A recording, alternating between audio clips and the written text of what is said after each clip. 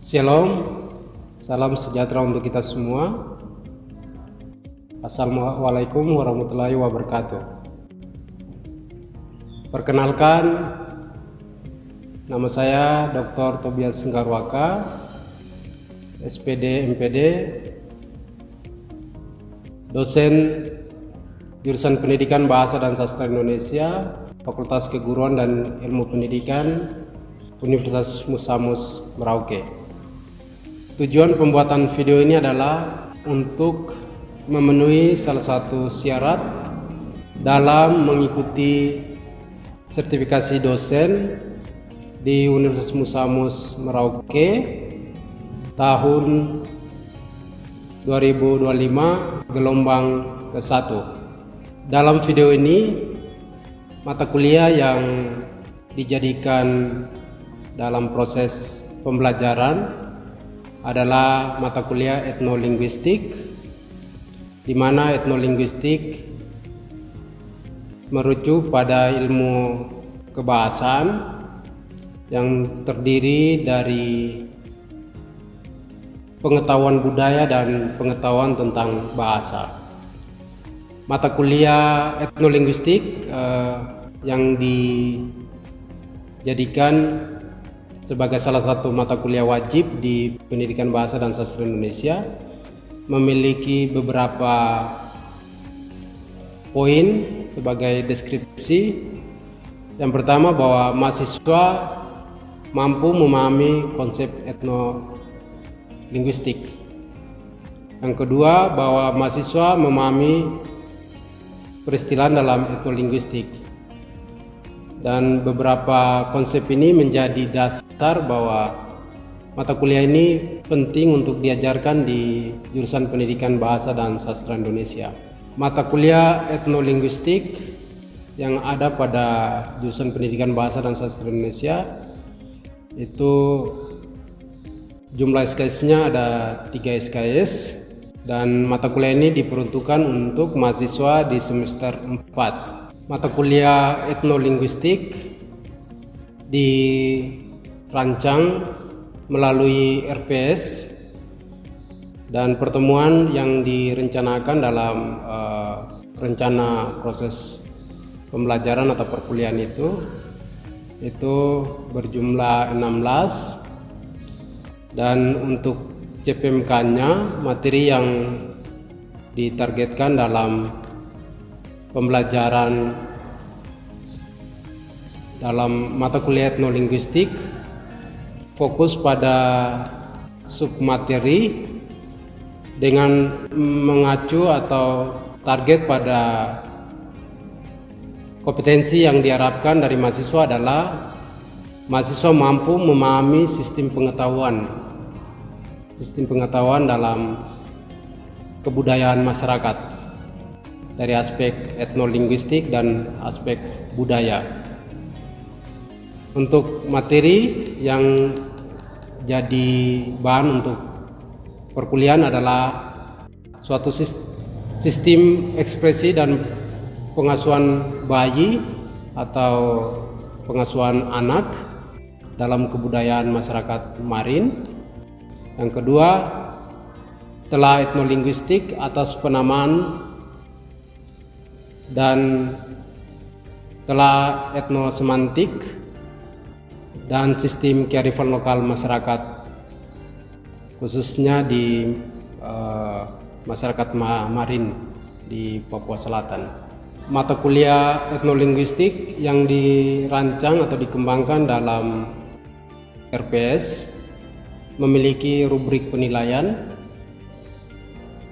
Yang pertama, bahwa dalam perkuliahan ada kegiatan-kegiatan yang harus dilakukan oleh mahasiswa untuk menambah kompetensi atau menambah wawasan. Yang pertama, mahasiswa harus membuat tugas, baik tugas mandiri dan tugas kelompok. Lalu jadi aspek penilaian yang pertama adalah kedalaman refleksi.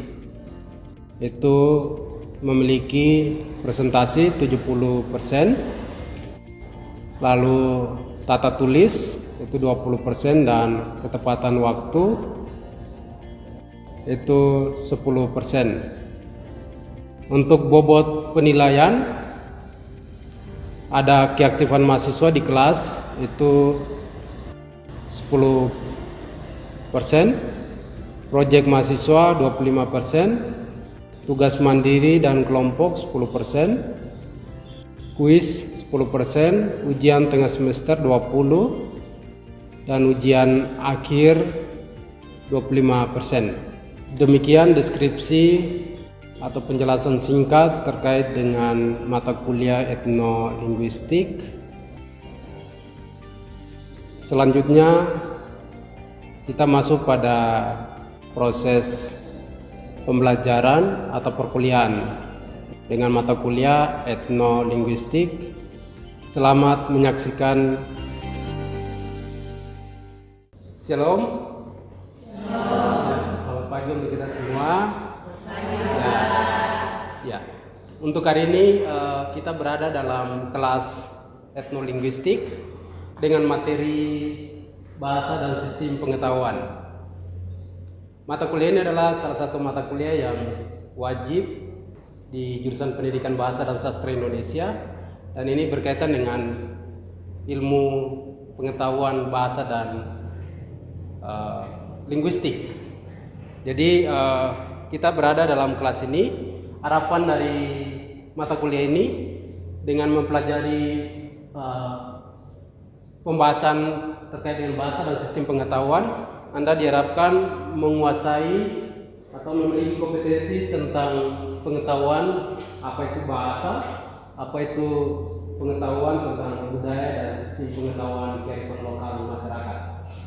Nah, di beberapa slide nanti Bapak lebih cenderung ke budaya-budaya lokal, terutama di budaya Papua atau budaya di masyarakat Marin. Seperti itu.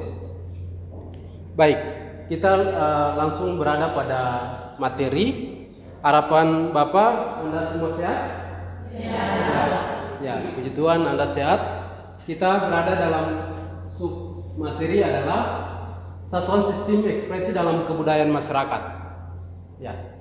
Coba Anda perhatikan di sini ada yang berkaitan dengan identitas kebudayaan masyarakat. Ya. Apa yang dimaksud dengan identitas? Jati? Oke, jati diri. Kita sepakat jati diri. Nah, lalu apa yang dimaksud dengan budaya? Bahasa dan sistem pengetahuan? Bahasa adalah alat komunikasi. Oke. Kita lihat sama-sama di slide. Bahasa sebagai satuan ekspresi. Yang kedua, bahasa sebagai identitas. Yang berikut, bahasa sebagai sarana komunikasi, dan yang terakhir adalah bahasa sebagai sarana membangun relasi. Ya, hakikatnya itu prinsip atau hakikat dari bahasa. Bahasa adalah sarana komunikasi, bahasa adalah identitas. Anda punya identitas. Jadi setiap daerah punya identitas. Maka Anda harus berbangga pada bahasa daerah gitu. Jadi ada bahasa nasional dan bahasa daerah.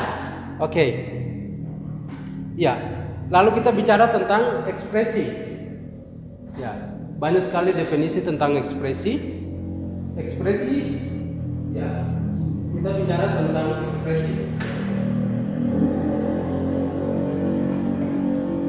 Apa yang Anda bisa simpulkan dari definisi-definisi yang ada dalam slide? Ya. Misalnya Suyitno menyatakan bahwa melalui ekspresi budaya dalam tuturan dapat dipahami budaya kultur. Jadi ekspresi itu ketika Anda memakai mahkota bulu kasuari, apakah itu ekspresi budaya? Ekspresi budaya. Jadi dari cara berpakaian adat, cara berkomunikasi, kita bisa melihat bahwa ekspresi seseorang misalnya marah. Apa yang terjadi ketika orang marah? Bahasa apa yang dikeluarkan? Bisa ngomong kan? Ya, misalnya lagi bicara baru bilang begini. Atau lagi bicara-bicara langsung ke meja. Ada bagian dari ekspresi yang berkaitan dengan bahasa tubuh, bahasa verbal dan non-verbal. Verbal itu yang lagi komunikasi itu, lagi kita komunikasi. Non-verbal itu yang tadi, kalau dia marah dia pergi meja pak, atau dia banting botol, begitu. Nah itu adalah bagian dari ekspresi. Oke, kita lanjut. Ada pertanyaan dulu?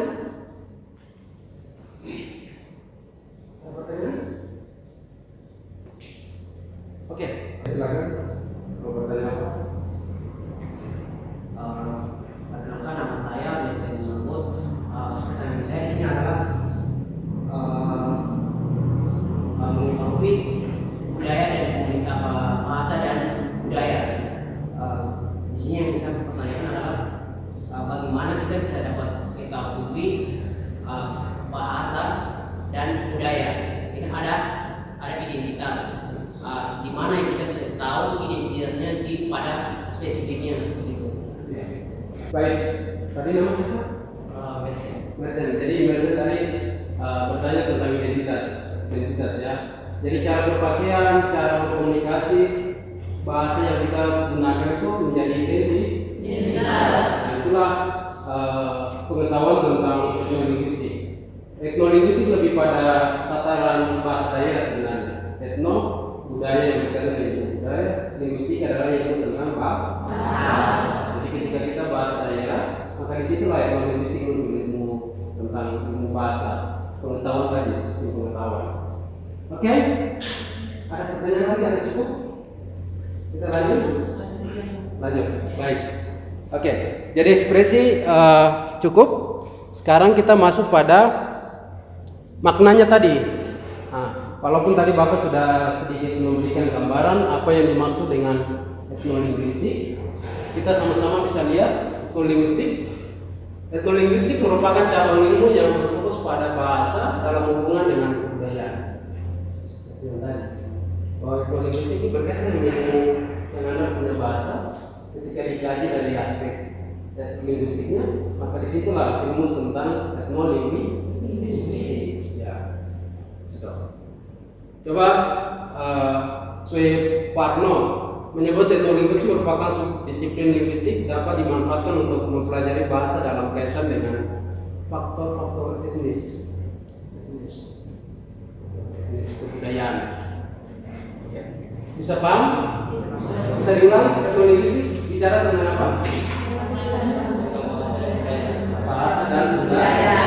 Ya, lebih pada etnisitas atau suku-suku. Ya, suku-suku atau suku-suku. Oke.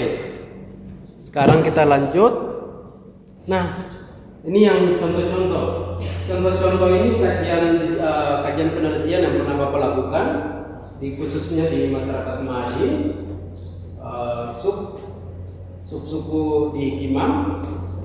Oke, tanda huruf yang Bapak tebalkan itu adalah fokus pada bentuk sapaan dalam komunikasi. Ya, sapaan dalam komunikasi. Coba kita langsung ke bahasa Indonesianya. Kita coba langsung ke bahasa Indonesia. Ya, selamat pagi Bapak-bapak. Ini adalah bentuk sapaan. Ya. Kalau yang di atasnya adalah itu pakai bahasa daerah suku Triandana. Itu misalnya contoh bahasanya Bapak. Misal ada yang berada. Ini adalah sapaan. Maka di dalam kelas ketika ada kelas mengajar, maka guru wajib menyapa siswa. Selamat pagi anak-anak, apa kabar dan seterusnya. Itu contoh bentuk sapaan. Kita lanjut ke poin berikut. Ini dalam ritual syukuran kelahiran anak. Gambar ini syukuran kelahiran anak. Orang tua ketika duduk seperti ini, maka ada sapaan. Selamat pagi untuk kita semua pakai bahasa daerah. Ya. Dalam ritual adat apapun di tempat Anda dan secara nasional selalu ada sapaan. Oke. Oke, bentuk kata ganti orang. Bentuk kata ganti orang. Selalu kita menggunakan kata ganti orang dalam komunikasi. Ya. Ya. Coba. Satu, engkau menunjukkan kata ganti orang yang berapa? Kedua, ketiga? Kedua. Ya. Kedua ya. Ya. Kedua. Kami? Kita kami ya.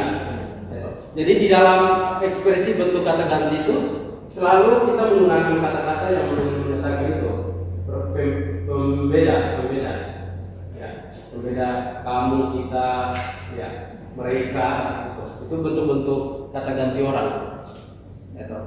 Jadi bentuk kata ganti orang lebih pada ekspresi tuturan bentuk sapaan kata ganti merujuk pada nama orang. Menggunakan sapaan kata ganti nama orang kedua atau tunggal digunakan oleh ketua untuk merujuk pada anak saat proses ritual inisiasi. Ya. Engkau misalnya dalam ritual saat ini engkau mau dihiasi supaya engkau saat jalan bisa merias bulu-bulu dan bunga-bunga di atas kepala. Untuk itulah engkau mau didandani. Ya, seorang fokus kalau jalan di hutan, dia ketika bulu-bulu yang putih atau apa warna itu semua bagian dari ekspresi ini. Ya.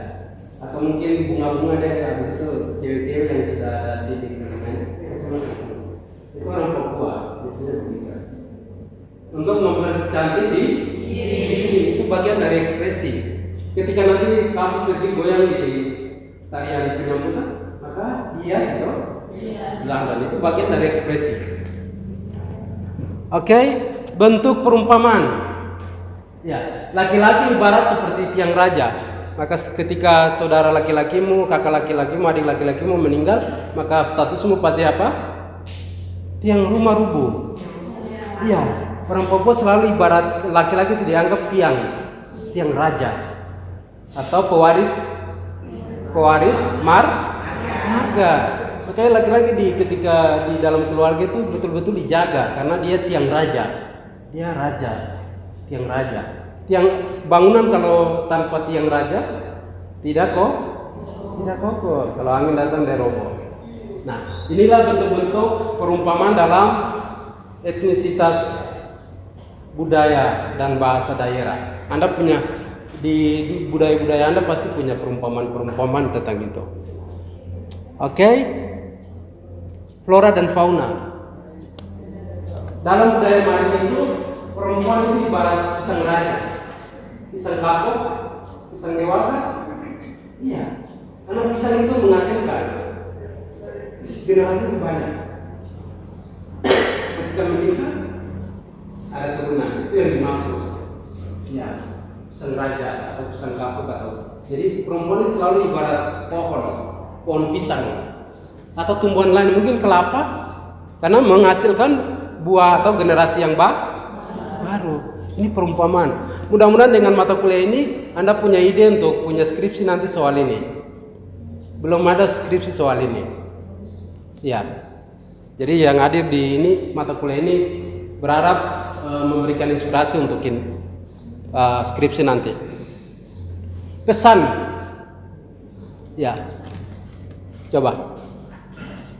Kau dengar anakku, istri dan anak-anak tidak pernah makan.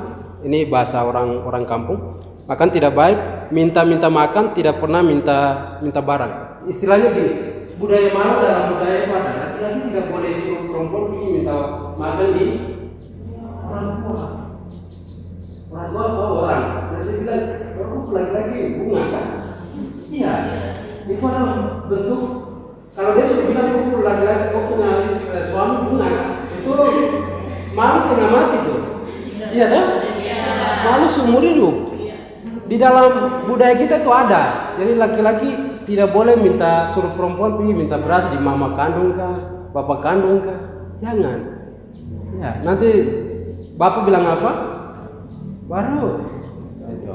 Jadi bahasa-bahasa ini tidak boleh ada dalam kehidupan Jadi bentuk tuturan pesan, ada nasihat-nasihat yang selalu diucapkan oleh orang Orang tua kepada anak. Begitu. Ya, coba kamu lihat gambar ini. Gambar ini menunjukkan tentang ritual ini, pendewasaan. Di budaya orang Bali atau budaya orang Kimam itu ada proses memakai rumbai. Rumbai atau cawat yang kita kenal adalah cawat. Menandakan perempuan itu sudah mulai masuk remaja dan tetap dewasa. Jadi rumbai itu fungsinya adalah menutup aurat tubuh. Kalau bagi orang Papua ketika ya. Jadi ada tanda-tanda yang digunakan oleh masyarakat ketika dia lihat anaknya perubahan fisik, perempuan kita tidak terlalu masuk ke sana perubahan fisik itu. Dan itu ketika ada proses ini ada tuturan nasihat. Kau perempuan yang saya mau kenakan rumbai, jaga dan rawatlah tubuhmu seperti yang dikehendaki oleh masyarakat. Jadi tubuh itu harus dijaga. Itu nasihat-nasihat yang akan disampaikan oleh ibu-ibu namanya, ibu atau petua. Ada budaya dalam budaya Melayu atau budaya Kimam itu seperti itu. Oke. Bentuk kerja keras. Kuliah itu adalah bagian dari bentuk kerja keras. Ya, maka ketika Anda memakai toga di sidang terbuka itu, Anda akan berbangga karena sudah melewati proses yang begitu panjang. Anda harus kerja kan? Kuliah sebenarnya bagi buat persiapan masa depan. Bentuk ekspresi yang digunakan bahasa daerah adalah mabu atau rumbai. Ya. Jadi ada istilahnya sebenarnya koteka. Kita tidak mengenal koteka itu secara nasional biasanya, tapi kita mengenal yang namanya mabu. Ini. Mabu itu koteka orang Kimam digunakan dari pohon kelapa tapi lonjong. Dibelah itu yang kemudian jadi biasanya koteka. Untuk laki-laki, perempuan tetap rumbai. Ya. Jadi bentuk kerja keras ini untuk berkebun engkau harus melepaskan mabu atau pakaian. Saya membuat perahu, dapatkah suatu saat engkau membawa buatan sendiri? Ya. Lagi kalau dalam kebudayaan orang Bali wajib membuat sekarang kalau tidak punya motor harus beli motor. Itu bagian dari identitas sebagai bentuk tanggung jawab. Ya. Oke, sekarang kuis. Ada pertanyaan dulu sebelum kita masuk ke kuis? Jadi pakaian yang Anda gunakan itu adalah identitasnya. Makanya ketika orang bahasa, cara ketika pakaian yang digunakan, kita sudah bisa lihat. Ini pasti mau pakai desa, ini pasti mau kedua. Dari cara berpakaian. Oke, kita masuk pada kuis. Silakan. Ada yang menjawab nomor 1. Apa yang Anda paham tentang bahasa? Silakan. Nama saya Imelda Betaubun. Saya akan menjawab kuis nomor 1. Apa yang saya paham tentang bahasa? Silakan. Yang tadi Bapak jelaskan, bahasa itu adalah identitas dan jati diri seseorang serta alat untuk berkomunikasi. Alat komunikasi. Ya. Oke. Sekian. Ada yang menambahkan? Ada yang menambahkan? Tadi nama siapa? Melda, Pak. Melda. Jadi Melda sampaikan bahasa adalah identitas atau sarana Komunikasi. Oke. Tidak ada yang ditambahkan? Tidak ada? Cukup? Oke. Berta? Mungkin mau tambahkan? Silakan.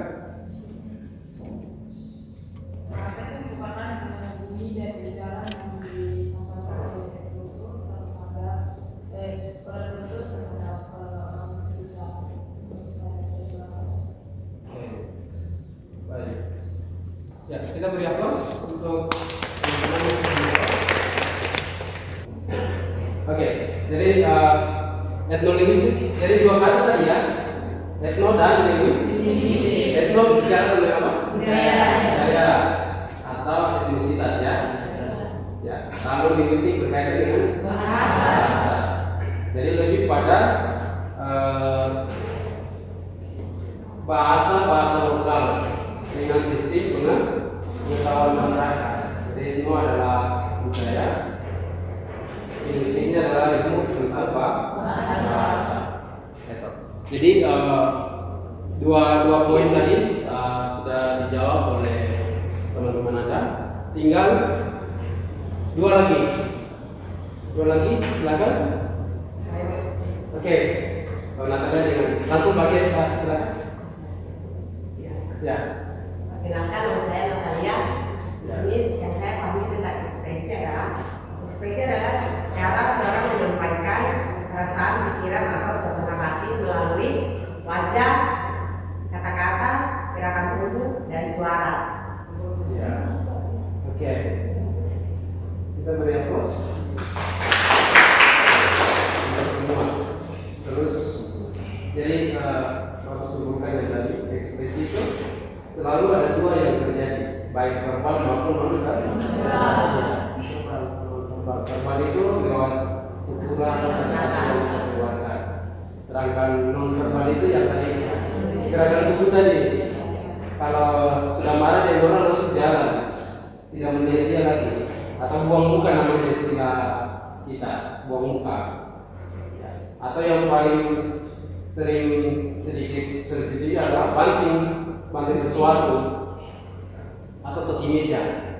Ya, biasanya kalau orang marah pasti toki meja atau apapun itu yang verbal, non verbal.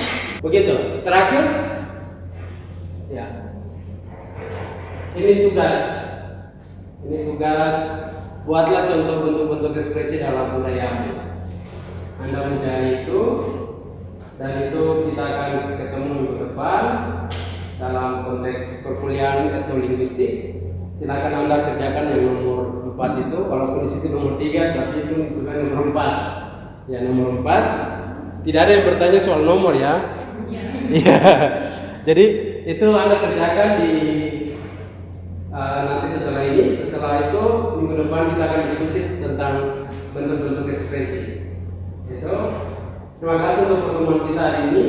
Harapan apa yang kita telah pelajari tentang makna bahasa, etnolinguistik itu apa, lalu apa yang dimaksud dengan ekspresi, itu menjadi pengetahuan bagi Anda sebagai orang bahasa dan sastra Indonesia. Jadi Anda harus cinta terhadap bahasa dan budaya Anda, dan bahasa Indonesia adalah identitas kita semua. Kita ke Papua Nugini, kita ke manapun, ketika kita menggunakan bahasa Indonesia, maka itu adalah identitas negara. Demikian untuk hari ini. Selamat pagi untuk kita semua. Kita beri aplaus untuk semua. Demikian video pembelajaran yang saya buat, semoga bermanfaat. Saya berharap mata kuliah etnolinguistik menjadi salah satu mata kuliah yang memberikan inspirasi dalam mempertahankan bahasa dan budaya, baik itu di Papua secara khusus maupun di Indonesia secara umum. Demikian, assalamualaikum warahmatullahi wabarakatuh. Shalom, salam sejahtera untuk kita semua.